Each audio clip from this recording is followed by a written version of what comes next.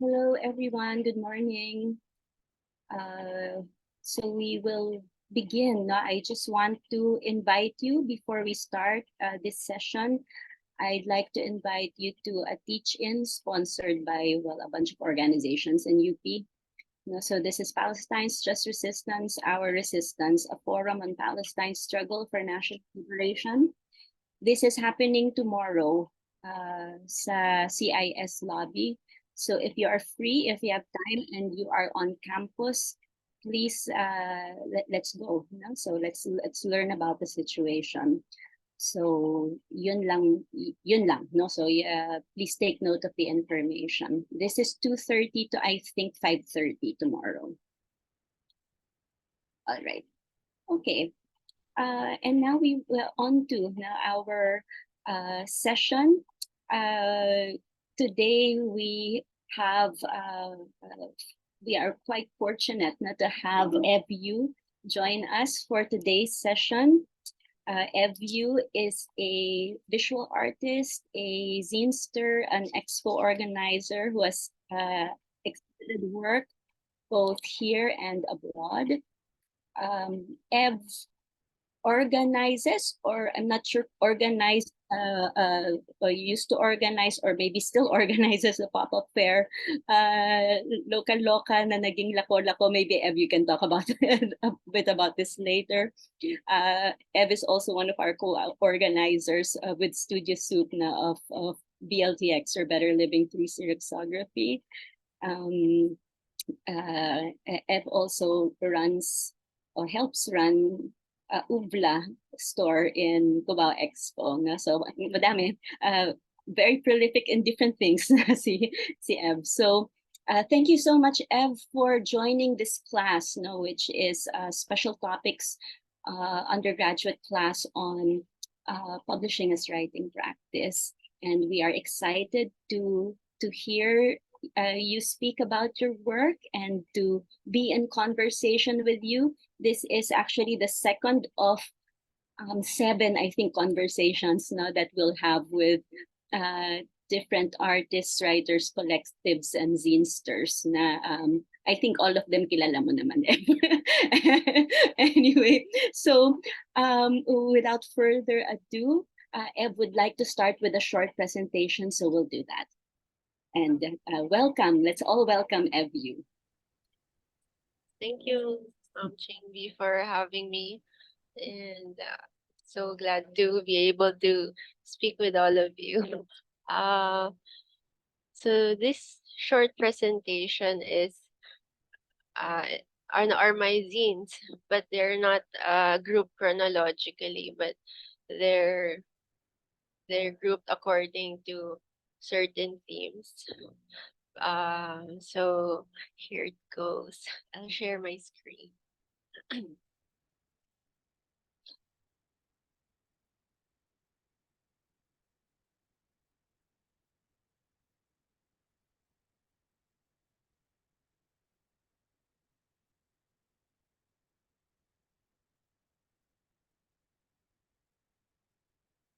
Is this okay? Yes, all good. Uh, so my first experience with DIY was I'm not even aware that it's DIY because basically it was when I was around 12. It was fashion related. So, and the clothes available were very few, and then the styles were very limited.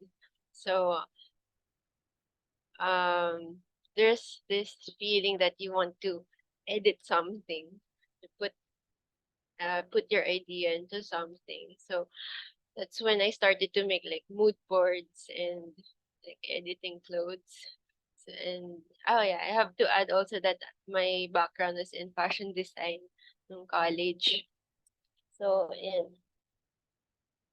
it started out as fun, and then hindi ko pa alam kung ano yung mga benefits na makukuha ko sa practice na yun. And then eventually in 2013, graduate na po ako sa college. I joined what's this? I joined 98P Saturday Bazaar in Escolta. And then that's where I met uh Cams Dagal, who's my partner in Studio Soup Library. She was selling this zine. So most of the most of my early influences were from her archive and also her merchandise. So the one here, it's Kush Comics from Latvia. It's also an inspiration for Cave Press's uh publications with different themes. So the ones here is business time and I think this one's romance. So yeah, the next one is uh, Clay Hickson's undeveloped tales. So this these unfinished works or covers were I used them as my cues for different artworks or stories. So that's basically how I practice sometimes. This is Cam's works. It's a fold out scene, and then it taught me a lot about unusual narratives. And this one opens up like into a window and shows you like a big picture of the sky, and then you know it's a very tiny zine but very emotional. So yes, it influenced me a lot. And then here is by Gabriel Alcala. Um, the imagery is one of the ones that I constantly try to try to copy sometimes, but then yeah, the colors also. So my first encounter with zines was uh I was really attracted to the illustrations, the comics, and mostly the humor in the imagery. So here's a rundown of a few of my zines. So here, the first zines that I made, uh, one of the first ones is Fair Change Paradise Punk. Um, this was a time where my thoughts were really but cluttered but angry. So I want them all to rest inside a place where it goes side by side with money struggles and the imbalance of everything. Uh, and then after a few years, me and Cams organized, I sorry, hindi pala, I know, we, we got together a few artists to contribute sa consume. So yeah, it's also nice to get different views from other people. And then here, this zine is called Collector's Value. Um, it's one of my favorite zines because it's questioning who gives value to art, and then who gives value to a person. Is it your recognition, which will eventually become another souvenir in the future? So it's more on, I just wanted to define what collector value should be. It means that whoever you are or whatever it is, if you give it importance, then it will become important. So it's also a form of currency that where money doesn't really matter. So that's the first theme of some of my zines. Next is I sorry. Hmm. So this one, so this is the horror fancy. Yeah, this one's the shared horror fancy. So mail order vanishings about shows different coupons where you can uh that you can avail so you can vanish. And then okay, our things I fear about in the future. If we continue to do this, will your humanity be erased?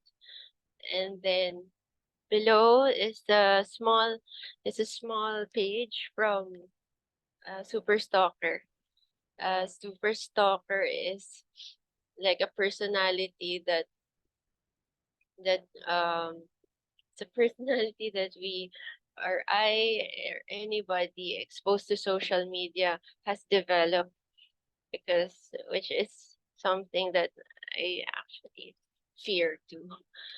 And then Ghostwriting Express, um, it's one of it's one of my experiments in book form, because I wanted to look I wanted to look serious. I'm not sure if it worked, but wanted to look serious, but inside it tells many lies until at the end page it will show you that everything that seems real or well researched can be can be ways to misguide you. And then this one, side eye disorder, is I think my last zine in 2019. Uh, this zine tackles different causes of anxiety. So, but I wanted it to be shown in a bit of I wanted to be shown with a bit of humor.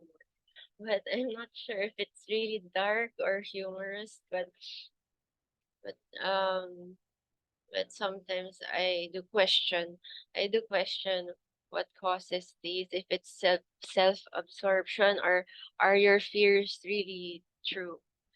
And then on top, the yellow page, that's from things I draw. I draw things that people I don't know talk about in the food court. So this one reflects how how how sometimes we do not know our place in this world, because we don't even know if time is real. So there's today and after X years, you don't know if what will happen, or if you will still belong in this world, or will you fit in the next world. So yeah, it's still in the horror landscape. And then here, um, I think these are the works that I think are tries to connect, like, tries uh to the common feeling we all have. So offline zine, offline zine is about the first statement in that zine is, will your multiple online personalities survive offline? So how real can you get, or will you get lost in those different identities? But but then maybe you'll learn from those different identities as well. And then the one on the right side, uh, has this small note. I'm not sure if it's visible, but what's written there is, any resemblance to reality is purely coincidental. So the box contains the box contains different items from different people, but but I added this small perfume that really smells pungent and oily, and then a can of Tiger Balm. So both of those I feel are very familiar scents, and that layer would would sometimes make unfamiliar things familiar already, or you might connect them to something that's related to you. So this box was made during the pandemic. So it was also a time where I thought that losing your sense of smell was okay. But then but then when I thought of it further, it was actually a scary thing. You might lose a part of your memory as well. So this is like a very generic box of memories that people can share. um, and finally, my current project with my husband is OI. That's OI Research Partners. So so I would like to share that my previous works always wanted to communicate something, communicate an idea to people, um but at this in this period we'd like to be more uh be more direct with our message, because it's like you have to maximize the skills you have right now, and then even with all the limitations around, like DIY can save you. um and as for OI Research Partners, uh it's like we adopted a fictional identity as researchers, where we have acquired this magniflux frequency generator. So it's just a machine. So it's a machine that can tap to through different dimensions, and through these different dimensions, we make reports of what we witness. And in every report, every report is presented as an album with a storybook or a zine. So so these are the first two albums. My husband made all the music, and then because we're only the two people working on this, I do have a fear of writing and being direct with words, um because it does open you up more. But I see that all these but I think it's sorry, maingay yung mga aso. Um, uh, uh, Ayan, I have a fear of writing, uh, but when put into a song, which I also believe is a great way to connect the human emotion, and it's also a different form of narrative. It creates a more three-dimensional world that would also reflect uh, what we're experiencing right now. For example, the Speed Milk, um, it it talks about this world where the inhabitants are conditioned to be the best, to follow a certain an unknown goal, but to follow an unknown goal without even thinking how you would affect the people around you. So the more you try to be the best, the more you lose your humanity or your actual purpose in life. Uh, so and then at the end of this album, there are a few uh, regrets, and also a vision of a false paradise. And then so what is zero is more about how your innocence is lost because of how this world pressures you to be different things, and how you should define yourself because of how much you acquire for yourself. Also similar to consume, but both of these works are more, I get uh both of these works are more like they would like to create tableaus, so different landscapes as well. So um that's this is the final slide for the presentation. Thank you.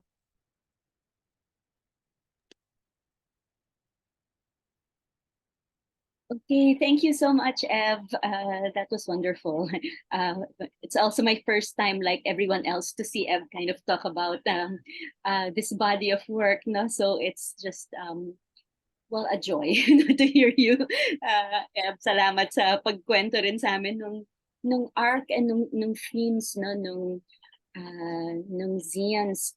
Um, well, now this is where I now turn over to the class. No, we'd really like for this to be a conversation. No, kwentuhan lang talaga sa tungkol sa paggawa, no, sa pag sulat tapos sa yung mismong proseso rin talaga ng DIY, where as we could see no dun sa mga binahagi ni Ev, well, from start to end talaga, no, um, you put things together, and I can imagine may mga tanong tayo sa iba't ibang bahagi ng proseso na yon.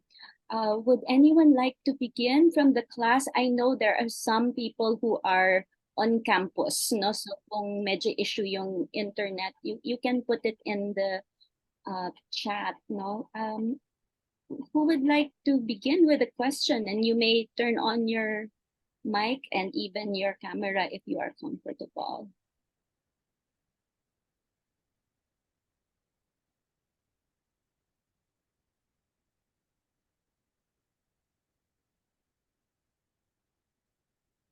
Sige, while people are thinking, I will start.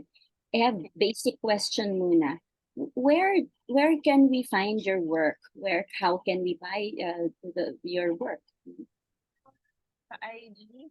But right now I don't have new prints except for Cave Press publication Nocturne Pass. So I haven't printed a lot. So sa BLTX na talaga. Okay, so forthcoming in December, no? Pag ganun ba, Ev, ano typically ang print run ng zines? Or may typical print run ba o nag-iiba-iba depende sa zine? Depende sa gaano kahirap i-produce yung zine. Kasi yung iba kunyari may silk screen. So medyo limited lang kasi pag nasisira na yung screen, hindi ko na siya inuulit. So yung iba naman yung mas madalas ko reprint yung mga smaller zines kasi easily distributed tapos maganda rin makipag-exchange kadalasan. Right. Siguro itanong ko kasi yung zines na natignan namin, no? So for instance, well, consume ilan ba to? Ilan yung print run niya? Tapos actually 30? 40 lang yata eh. Kasi pag ganito ba, Ev, paano siya ina-assemble? Since may parts na ibang form, di ba? May accordion, may ano. Paano nyo pinuput together? Kami lang kasi nag-assemble ni Cam. So, pinaprint namin yan sa iba-ibang lugar. So, may Riso part, may laser print part, and then silk screen. Yung silk screen dyan, kami na lang nag-print. Tapos, inassemble namin sa studio. So, so medyo labor intensive, ano? I think isa yan sa pinaka-labor intensive, including the binding. Yeah. Can you tell us a bit about that? Paano siya binind? Yung bind niyan is Elmer's glue. So, we created a spine for the cover. And then, linagyan siya ng glue. Para rin siya same concept as perfect binding. So, yung smaller parts, tinahi na namin yung iba staple. Tapos, dinikit namin using Elmer's glue sa spine. So, 2 tao gumawa, gaano katagal? Kung 40 copies. Medyo matagal, nakalimutan ko na eh. Pero kumbaga, ano talaga, no? kasi handmade, no? So that may impact din yun sa number of copies na pwede mong Ayun. oo, pwede mong gawin. Oo. Mhm. Oh, members of the class, would anyone like to chime in and ask a question? Yes, Nico, go ahead. Hello, am I audible? Nasa library pa kasi. Sa live ka. O sige, we can. Yeah.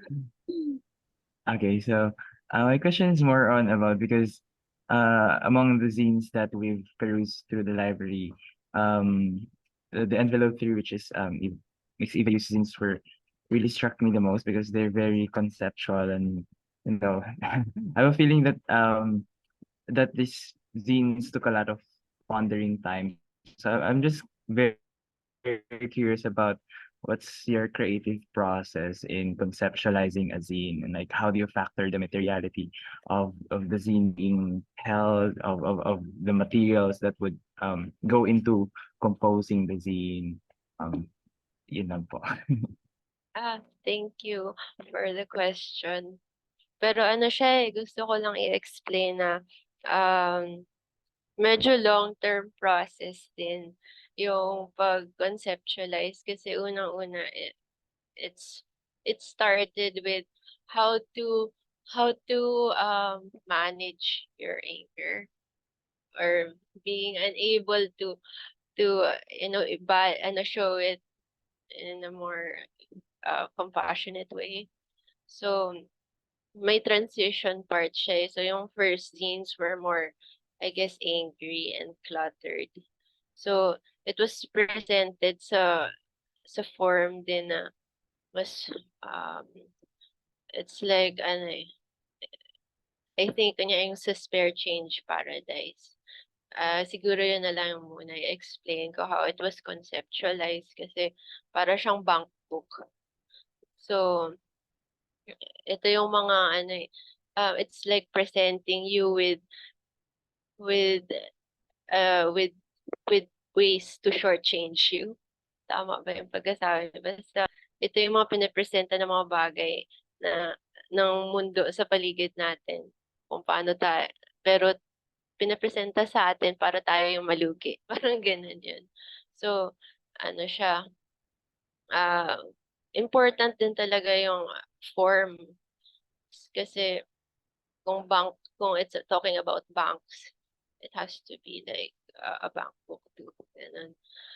And then, eventually, parang, parang binalikan ko ulit yung mga ideas na yun with collector's value. So, mas ano siya mas manipis, mas concise yung message.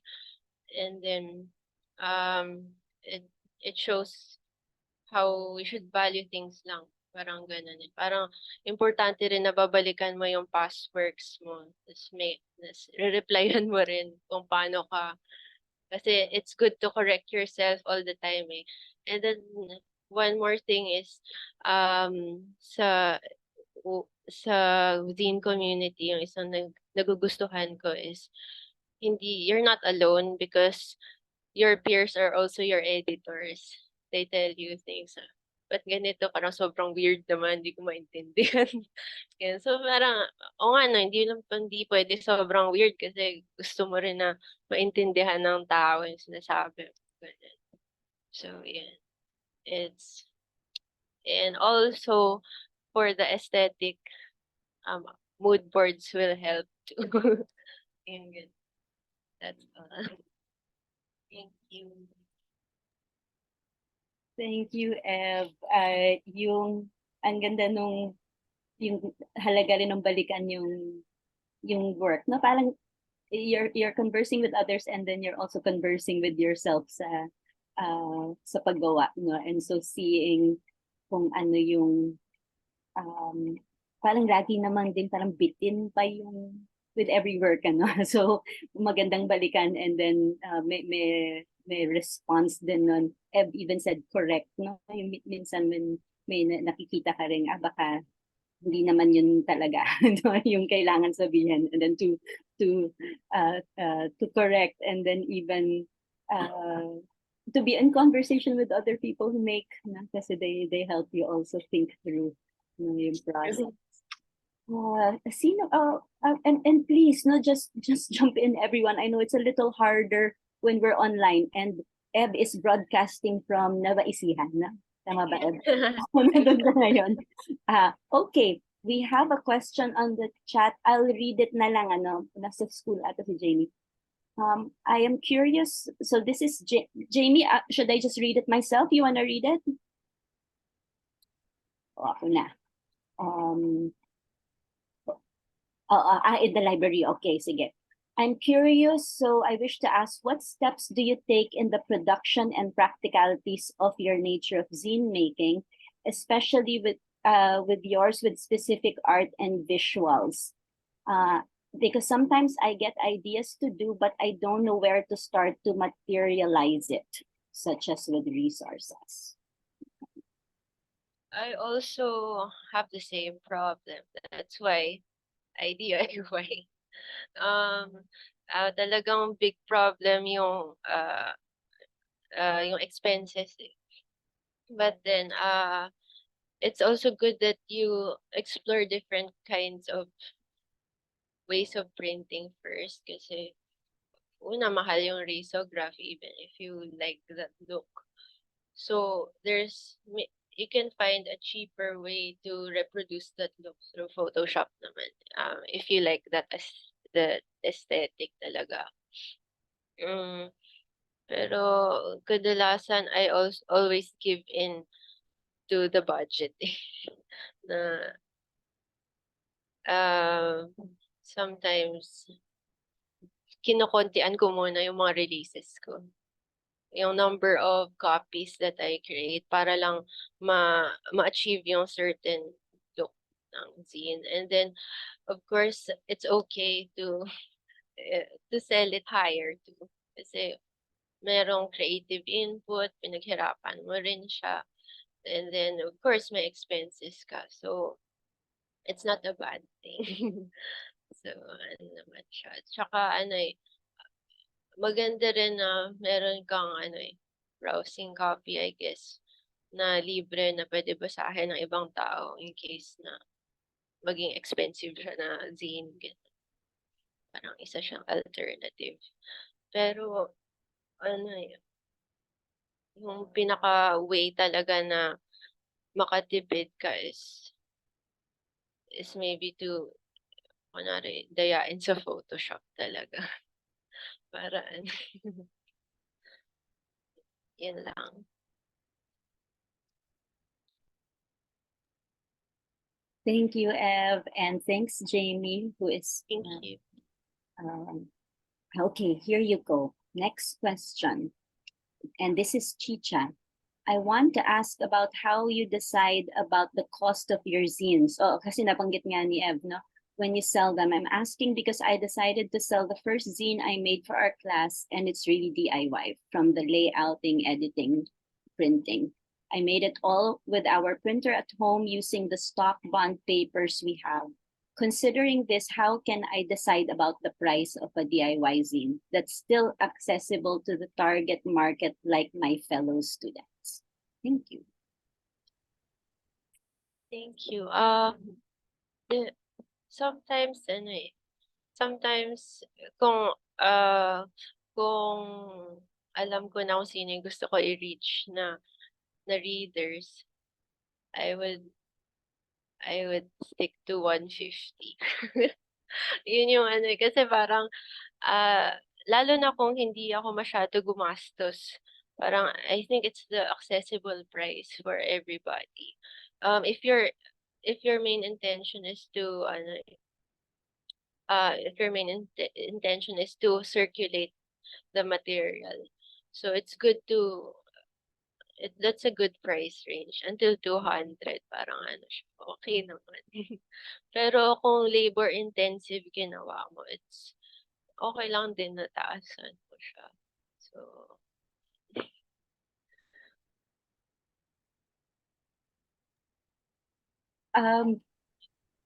siguro yung I can, if you don't mind, I'll ask, ano, kasi kunyari, yun sa mga nakita nila, no?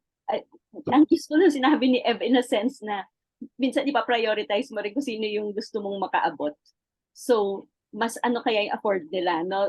Less than magkano nga ba lahat ng ginastos ko, no? Which is part of the negotiating process that you can do with yourself pag sarili mo yung kausap mo. No? But for instance, kasi kunyari, siguro okay lang ba if we can make an example of yung mga nakita nila, for instance. I don't know if you remember the prices though, no? So there's consume, there's yung OI na may ano rin no? May manual assembly rin talaga yung OI kasi pati mga notes na naka-paperclip, diba? So, and then something maybe simpler like Super Stalker. Riso nga ba ito? Or ano, or Laser printed. super printed, no? Na parang paano nga ba, and then yung sabi ni Chicha, yung ifa-factor in mo pa yung creative labor, no? Parang mula sa imahinasyon mo lahat to, no? So, how, maybe even just with these as examples, paano parang win-away yung mga ganun? For ano naman, yung Super Stalker, isa siyang ano sa akin, isa siyang medyo I was playing with the with the computer that time. So parang mabilis ko siya nagawa. So it's not labor intensive kung masabi ko na gano'n.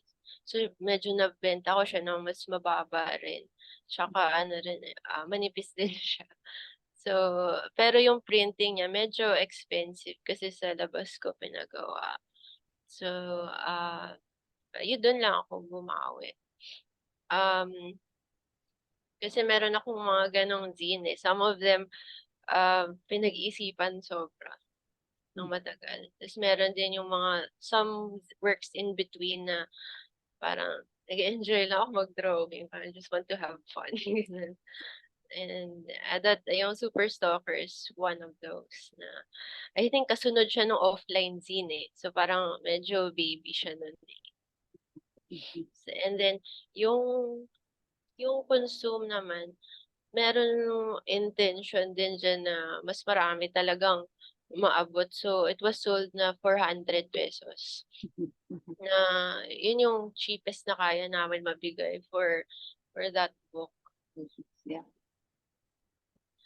So, ayan. Yung sa OI naman, yung main intention namin for the zine is to draw people to the music. Kasi meron naman siyang Spotify which is kind of free. So, so yung zine supplementary talaga siya. So it's like a pamphlet na na parang maka-reach out lang sa mas maraming tao or makahatak ng attention.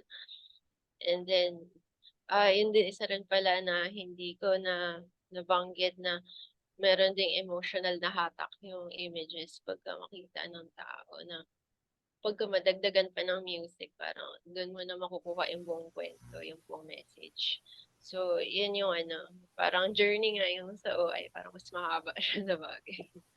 So, yung, I think yung zine na yun, yung parang folder, we sold that for 300 yata. 300. Matrabaho siya pero pinrint din namin siya sa bahay. So, mas mura yung mga materials and then folder lang din siya. So, yun, parang magmamatch din yung price mo kung ano yung narrative na gusto mo rin ipadala sa mga tao. Thank you, Ev. Chicha, yeah, is that good? Let us know if you have a follow-up question. Other thoughts from the class? Comments are also, of course, welcome, and you can ask about specific works or you can ask about process. Yes, Julia. Hello. question din po, since your work seems to have a very sonic quality to it po, I'm just curious on how music factors into your work po, whether on your own or with OI research partners. Like, when you draw po ba, do you listen to music or do you have favorite things to listen to? Yeah, yun lang po. Ano, ah, yeah, it does factor in a lot. Parang yung soundtrack sa movies, parang naapektuhan din ako sa gano'n. Kadalasan nga yung soundtrack pa rin ba tawag do'n, yung soundtrack ng balita, gano'n. Yung mga intro pala, gano'n. So, yung mga small sounds na gano'n, although hindi talaga ako masyado nakakapag-pay attention sa sound, mas naging immerse lang ako nung sa asawa ko kasi ano, parang mas marami siyang na-explain tungkol dun na parang how music and visuals can communicate in the same way pero in different ibang bagay yung natatap lang nila, eh. For example, kunyari, yung animal na feeling, ganyan. So, parang rage, gano'n. Parang, 'pag makikita mo siya visually, minsan puwede siya magmukhang satire ba 'to o satire ba 'to o ano, seryoso siyang galit, gano'n. Pero pero kunyari 'pag may kasama siyang music, parang mas mage-gets mo na parang, ay, oo, parang tingin ko feel na talaga niya yung gusto niya iparating. So, yeah, so yung mga previous works ko, wala naman akong direct na wala akong masyadong maalala. Pero yung isang influence pala is, what's this? Yung album na The Point by Nilsson. Sorry, I forgot his name. So makalimutin din ako, eh. Pero yung pangalan ng album is The Point. So, similar din siya sa What is Zero na parang may kanta, tapos may narration, tapos kanta. Parang sa akin, gusto ko siyang bagay kasi parang sobrang visual ng words, eh. Kasi rinig na rinig mo rin yung narration and yung story and yung napi-picture mo rin yung lugar kung saan nakaset yung buong album na yun. So, recently parang nagkaroon din ako ng ano, parang hilig sa concept albums. So, yun. Ayan, Harry Nilsson. Thank you. It's isa yun sa records na laging paulit-ulit sa studio soup dati. Well, speaking of studio soup, no, yun yung next question natin. Well, kakabit, no? How do you sustain your this is from Brian. So how do you sustain your creative practice, especially when there are so many everything else going on in life? Also, will Studio Soup be reopening soon? Sa ngayon hindi, eh, kasi but we hope to like bring the collection to different fairs din para pwede ma-browse ng mga tao. Pero yung physical space sa Cubao Expo baka hindi na namin ma-open ulit kasi una base na rin ako sa Nueva Ecija and then mom ko lang yung nag-manage ng shop. And then ano siya. Pero hoping pa rin na pwedeng maka-create ng bagong lugar. Thank you. Thanks, Ev. I'm not sure, maybe, well, Brian asked, so familiar siya doon sa space dati ang Studio Soup Zine Library, no, sa Cubao Expo. So it was a venue to look and read, no, look at and read zines. O yun nga lang, no, syempre challenge talaga mag-maintain ng ibang usapan yung pag-maintain ng physical space, ano. Tapos ito pa library, no? So talagang so that you can access for free the materials. So, Ev, what about Brian's other question about sustaining your creative practice when there's so many other things going on in life? How do you do it? Sorry, pwede ko ba i-clarify kung is this about the financial side or yung pagiging burnout? Sorry. clarifying. Parang pwede naman pareho, no? Yes, sige. Ayun po. Ayan. Yung ano kasi, parang, yung pinaka-financial muna tayo, ganun. Sa, parang natanggap ko na rin na yung galleries or showing work sa galleries, purely financial talaga siya na bagay. Kasi it's not a place na as nurturing as sabihin natin yung mga zine communities, gano'n na may exchange of ideas na parang meron pa ring fun aspect na hindi ka masyado ano hindi siya competitive na parang dapat ako yung top zine maker. Parang iba kasi sa gallery world na kailangan i-maintain mo yung pagiging marketable ng work mo, yung itsura ng work, ganun. So, it's a good place naman to sell, pero it's a good way also siguro to fund yung mga yung mga sabihin natin passion projects kasi importante talaga siya na bagay kasi doon mas na-establish yung ideas mo na mas napapag-usapan din kaysa sa parang kung sa gallery medyo parang for me medyo alienating pa rin siya kahit matagal na ako andoon. And then moving on sa mga tawag mo dito sa pagiging burnout. Parang mabilis din ako ma-burnout. So, kadalasan kung meron akong tapos na isang trabaho, sabihin natin, so, pag-usapan natin yung painting na mas nag-work sa akin na malayo yung spacing ng mga shows. Kasi kadalasan nagbe-break talaga ako sa palagitnaan. And then, paggawa rin ng zines, ganun, na kadalasan may mga 6 month break, ganun. Kasi, kahit naman huminto ka sa paggawa, parang kung may constant appreciation ka naman sa art or kahit hindi naman artistic things, hindi naman art mismo, or hindi naman gawa ng artist, sabihin natin, mga maliliit na bagay, parang naiipon mo siya sa likod ng isip mo eh. Tapos parang, minsan, importante rin na mag-reflect tungkol sa ano yung nakita mo, ano yung mga narinig mo. Kasi ano siya eh, parang unti-unti nabibuild siya.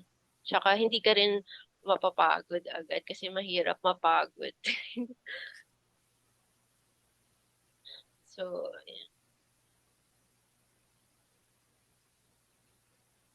Nabanggit ni Ev yung the gallery, no, the gallery system. Si Apple, parang si Apple and Adam kasi spoke, Ev, nung nung first conversations namin sa class, no. Tapos, nabanggit din niya yung, medyo tangentially, no, yung idea din ng, kasi nagsho-show din si Apple sa galleries, ano, pero yung kagustuhan din niya with zine making. Parang yung sinabi niya yung ang habol kasi niya magpatawa. Kaya parang hindi really high art yung kaya yung zine yung mas medium na parang despite the training, despite the education and medyo yung formal talaga na art making. And yun nga, ginagawa din naman niya yun. Pero may ibang kultura din doon. And then Ev also mentioned din parang may ibang alienation din na nangyayari doon. No? totoo po yan. Yung sinabi ni Apple na gusto niya magpatawa, siguro ako parang gusto ko matawa. Parang, Okay. naman. Ako yung audience for comedy siguro. So parang hindi pala masyadong palatawa pag sa loob ng gallery. Ano? Parang yun din eh. Kasi, yun din yung mga question ko na parang, bakit? Parang yung isang thing din yung, um, meron silang mga bagay na gusto nilang makita lang. Tapos hindi nila makikita pag iba na yung pinapresenta mo. Parang, mahirap nila tanggapin na art ito, gano'n. Lalo na pag, kunwari, sabihin natin yung medyo sabihin mo gusto mo maging direct, sabihin na Mhm. parang, yung hilig ko sa storytelling, parang Oh. may feeling din ako na hindi siya bagay na I guess yung ginagawa po namin sa OI, parang mahirap din siya tanggapin sa galleries right now. Na parang hindi siya gano'n ka-deep kasi dapat mas, I guess mas understandable dapat yung trabaho para Mhm. Mhm. so yun din yung mahirap. Mhm. Oo. Nung kailan ba kami may inatinan kami na opening kami ni Adam, I mean, yung kina Jello no Suarez, tsaka Donna Miranda, exhibit nila tungkol sa bananas, no nandun si Gwen Calubayan, na nabanggit nga niya um, yung hirap din may gusto kasing makita yung gallery. Parang meron kang gusto gawin, tapos meron silang gusto makita. Tapos, sabit lang din sa sinabi ni Ev na yung, ano rin, no, yung kasi financial sustainability. No? So on the one hand, para nga magawa mo yung financial sustainability, medyo ang uubra talaga is ibibigay mo yung gusto nila makita. Tapos, kaya lang sasabayan mo may iba ka rin gusto gawin. So, well, I guess it's just one of the realities of making and then showing and circulating work. No? Ev talked about, yun na minsan you do work that can then sustain the work that you actually wanna do, no? Or meron kang work that you wanna do pero alam mong hindi naman yun yung audience, no? Or hindi naman yun talaga yung mundo niya. So parang one financially supports the other. The other, medyo mas nandun yung meaning. Yung meaning of life. Ewan ko. Pero parang gano'n na. Yes, Em. Parang ano yung sabi nga ng asawa ko, parang mahirap na mawala yung kaluluwa mo. Yun nga, di ba? Parang marami talagang I think yung sabi nga ni Brian, ano yung so many everything else going on in life, and I think yun yung maraming ubos kaluluwa yun na mga demands, obligation. You talked about those things kahit dun sa pag-describe mo ng themes ng zines mo yung um, who decides on what value is. Di ba yung mga gano'n na parang bakit ito nabibigyan ng value, tapos bakit ito hindi. No? And then even the idea of social media as ano rin, a platform for designating value, for even creating identities, no? Na parang in a way which comes first, the you or the you on social media. I mean, I don't know, medyo nakakalito na nga yun. Di ba? Kung san nga ba? No? Where are you? Di ba? In a way. Um, class, you have other questions? May iba pang tanong? Okay. May follow-up si Brian. O Brian, ako na nagbabasa. Gusto mo ba? Ikaw ang magsalita. Ako na. Sige. Okay. In relation to what Miss Eva mentioned, how does your creative process differ when you're catering to formal audiences, example gallery, high art, compared to DI? Mm. Hindi ko rin sigurado kung paano nakapasok yung tawagin natin gallery works kasi medyo mahirap siya i-consider na high art kasi talagang malaking influence yung comics sa akin. I guess wordless comics, ganun. Pero, um, I still try to approach it like when I'm making a zine na, meron pa ring idea behind this. Meron pa ring ano, narrative na gusto mo pwede siguro mas napaparamdam mo kaysa mas nasasabi pag sa painting kasi ano siya para siyang, I guess mas parang katumba siya ng baby talk kasi ano, parang tinitignan mo lang, parang figure out mo lang kung ano nangyayari. Hindi tulad sa paggawa ng scene, parang mas, curated din siya o edited siya, pero mas bold.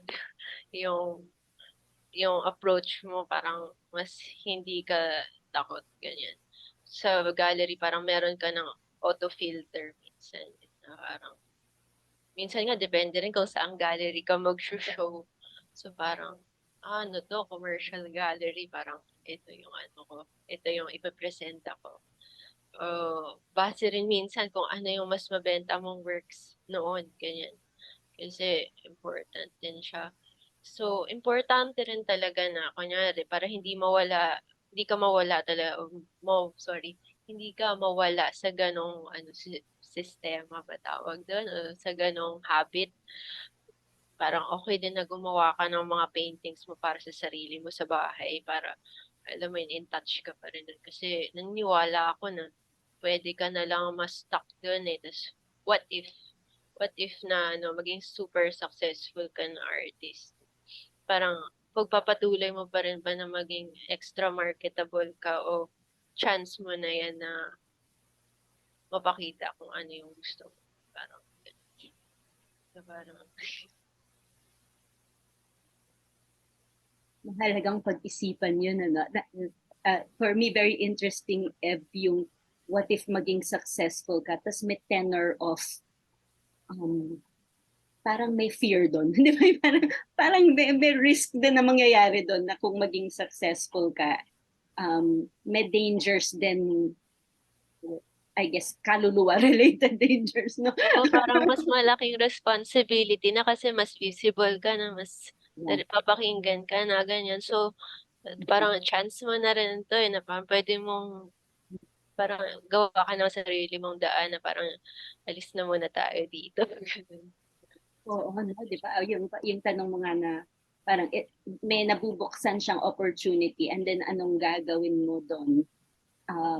Kung I mean, it's interesting, no? Parang yung kung ipagpapatuloy mo yung pagiging extra marketable, di ba? Yung, or something else. Which I think ano nga, no? Yun yung, so maganda rin yung sinabi mo about yung gumagawa ka rin para sa sarili. No? Yung parang you're maintaining this space na hindi tungkol sa reception, no, hindi tungkol sa siguro kasi nga I used to think sa pagsusulat naman, no, I used to think na parang napaka-indulgent or self preoccupied yung naggumagawa ka para sa sarili mo, parang gano'n, no? Pero nagbago yung pananaw ko doon nung ano na nasakop na ng social media yung buhay natin. No? So kung saan parang very much na ano you're you're a spectacle for consumption. Kung sino ka, no? Parang ganun.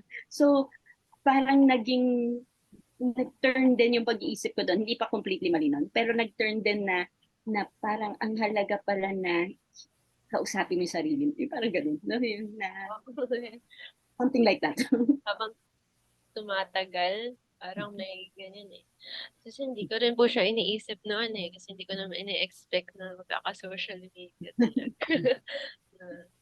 Yeah. Naiba rin niya yung ko lang takbo. makakita. Yeah.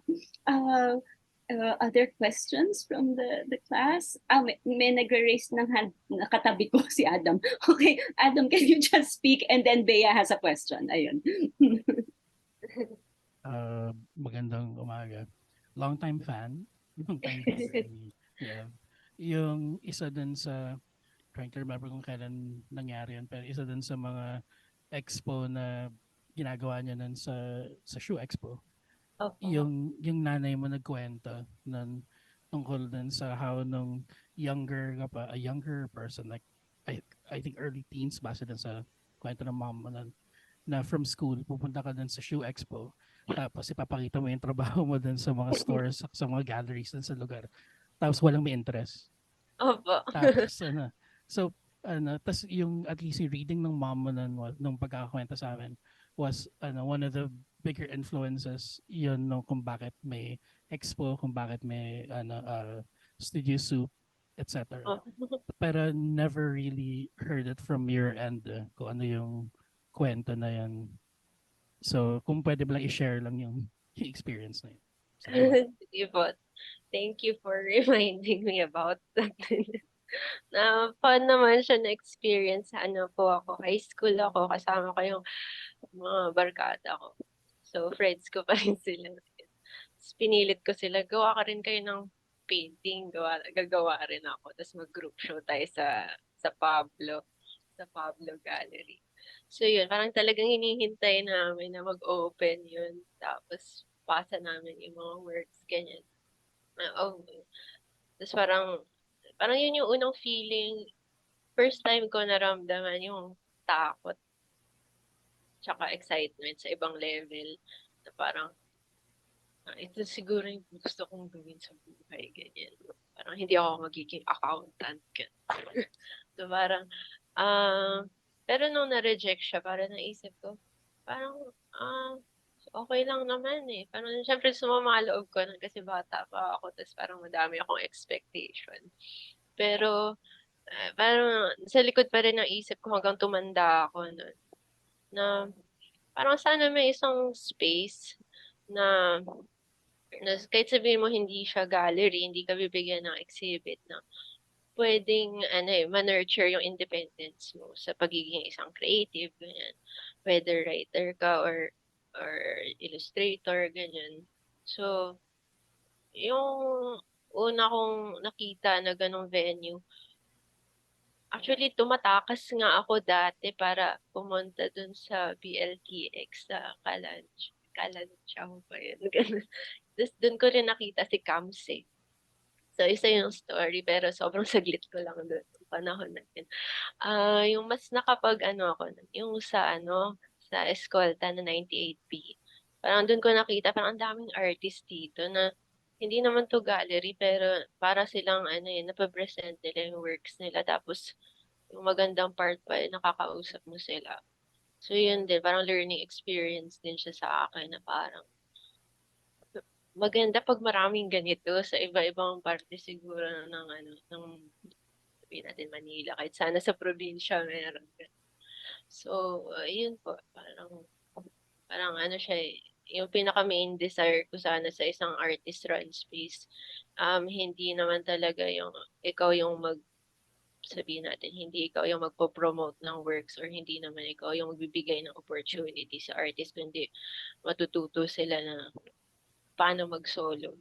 Parang alam mo yun, parang pantay-pantay naman sana lahat, gano'n. I guess gano'n talaga dapat siguro yung ideal community. Yun lang po. Ang ganda, salamat. No? Yung distinction na yun, very useful about uh, yung space and community as a way to nurture also independence, no? And non-hierarchical relations, no? Na which can be so um, energizing din, no? Minsan kasi kami ni Adam pag pumupunta sa Ubla, nagchichika with the Ebs mom. So, yung mga kwento, no? Na, isa sa mga kwento niya, no? And um, well, also mentioned BLTX back in the day nung yung sa Sambar sa Project 4 namin ginagawa, no? At na Ebs na Camso, mga early contacts, no, ng mga panahong yun. Hindi pa po ako kasali doon. Si Cams Cams ata lang. si Cams ata yung una ko na meet no na nandun, no. Okay, we have a question from Bea. So sa chat, I'll read it. In terms of collaboration, I think when collaborating with other people, it's quite likely that you may digress from the original vision.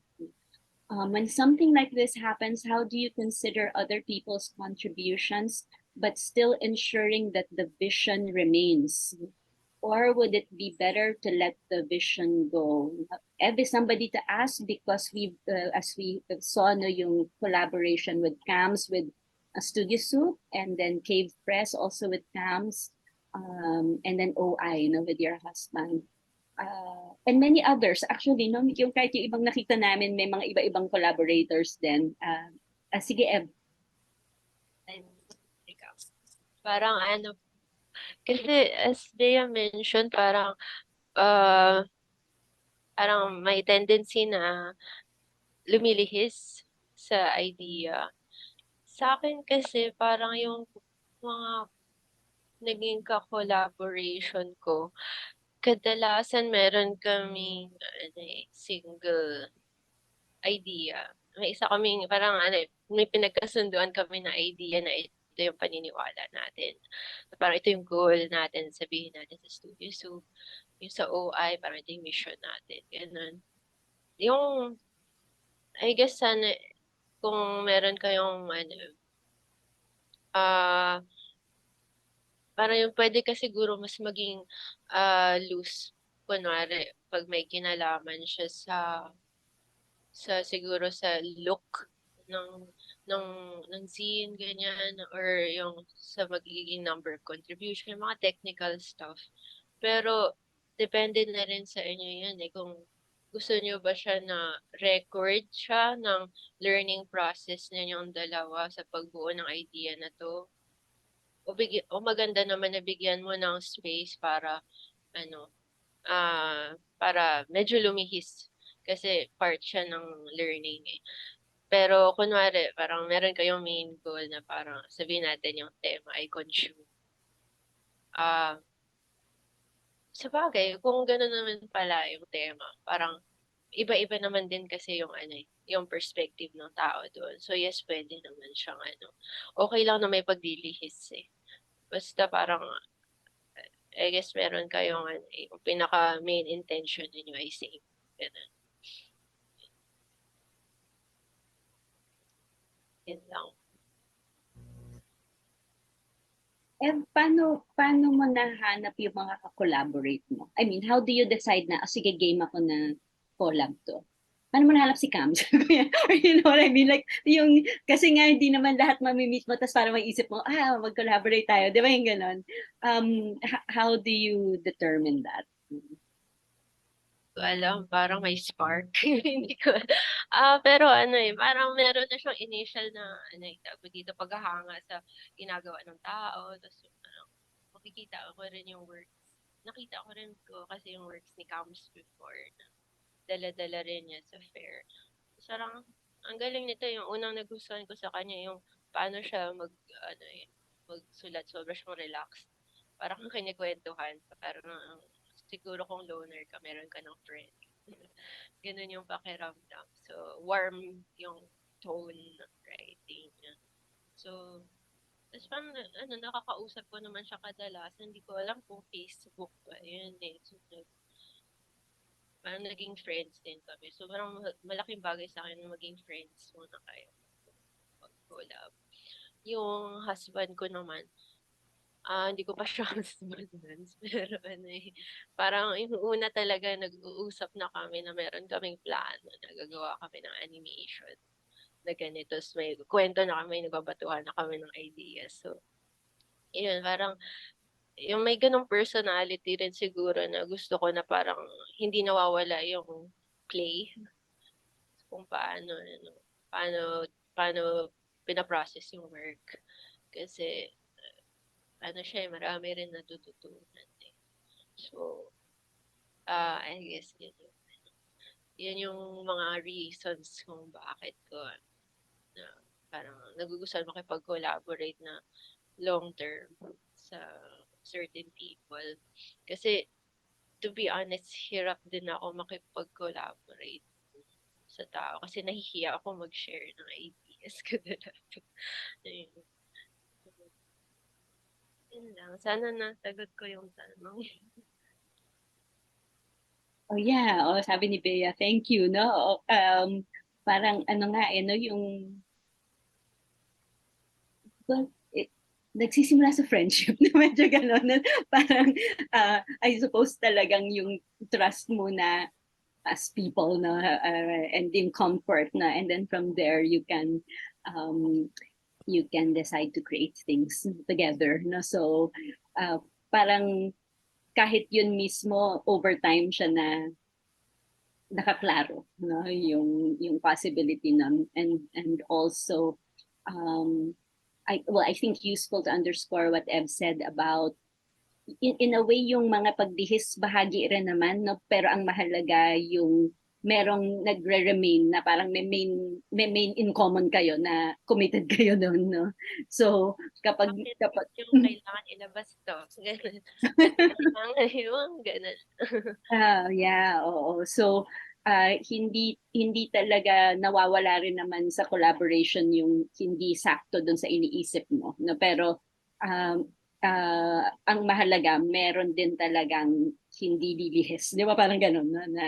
And if that's there, then there's room also to explore. And you also mentioned play and fun, no? I think well, for me, lalo na in the zine community and in DIY, um, uh, parang padami rin ng padami yung spaces na well, masyado marami pressure na wala ng fun, ano. So parang kaya kung may space na for that, no, bakit hindi, no, napanatilihan yung i-prioritize din siya sa ibang pursuits, no, yung happiness lang na ganun. Oh, maybe we have time for one or two more questions. Anything else that the class would like to ask or say even?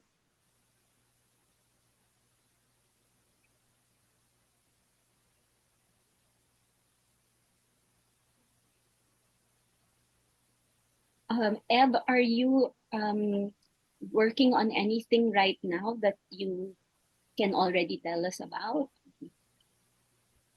Hindi pa po, hindi pa ganun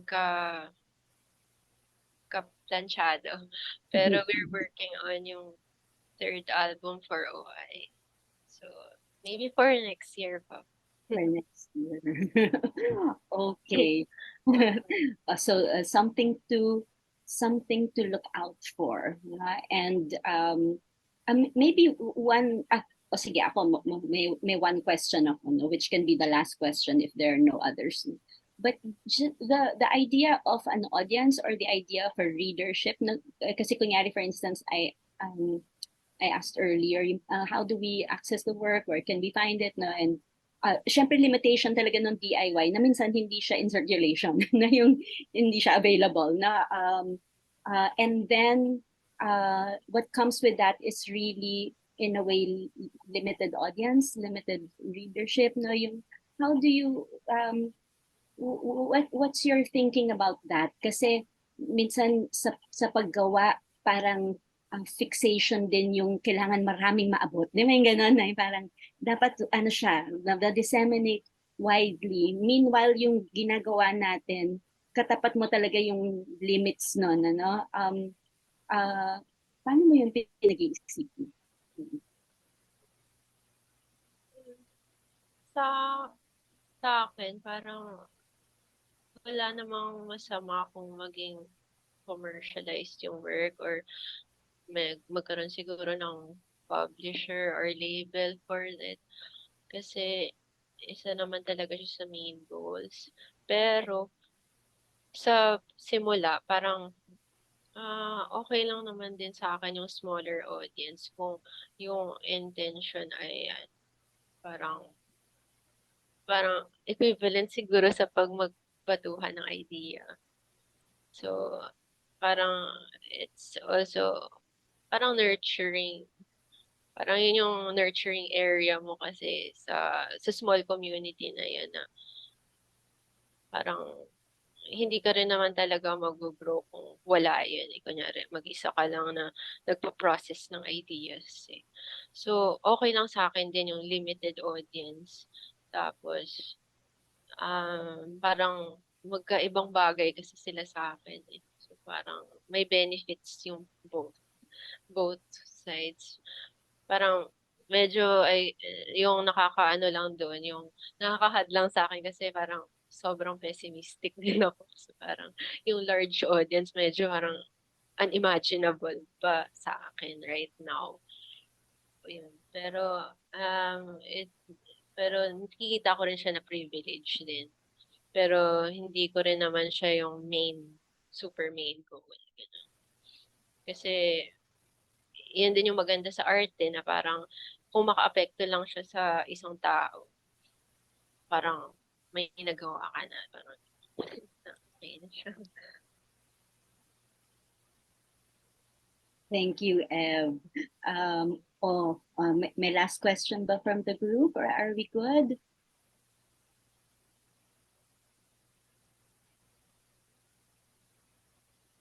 Any last words from you, Ev, before we thank you and let you go?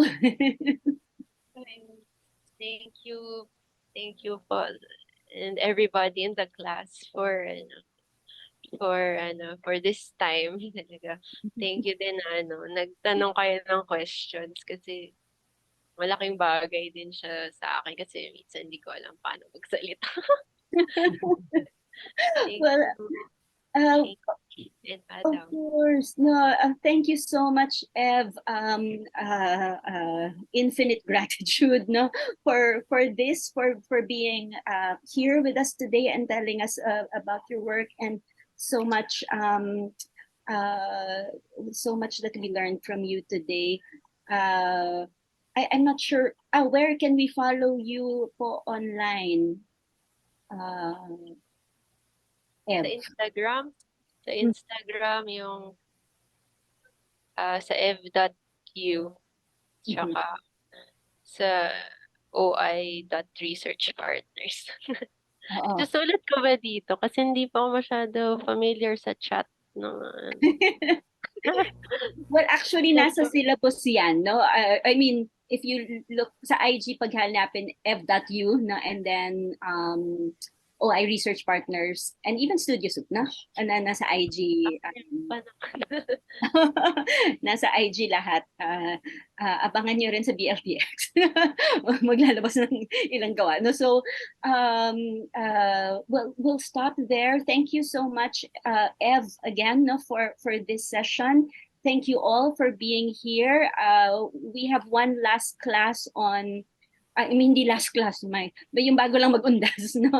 On October 31, where we will have two groups, presenter study guides, na. So, please, if you are able to read the essays, please do so. Of course, the groups must read, na, and will share with us, no, some of the thoughts, which I think will very much support even and expand, no, the things that we were able to discuss today. No? So I will see you then. Ev, I will see you soon at some point. And pag napadpad sa Maynila, no? And thank you all and have a good rest of the day. Salamat. Salamat.